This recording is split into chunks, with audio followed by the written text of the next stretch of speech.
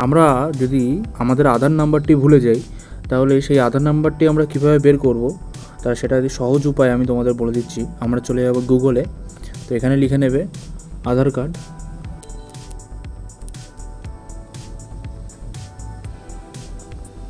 এবং প্রথমে যে অপশনটি আসবে সেটাতে আমরা ক্লিক করে নেব।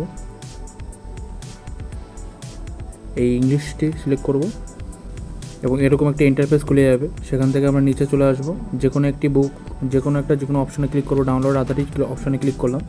দেন আমরা আগে যাব ড্যাশবোর্ডে এবং আধারের মেন হোম পেজটি খুলে যাবে। তো এখান থেকে আমরা রিট্রাইভ আধার নাম্বার যে অপশানটি আছে সেটাতে ক্লিক করব।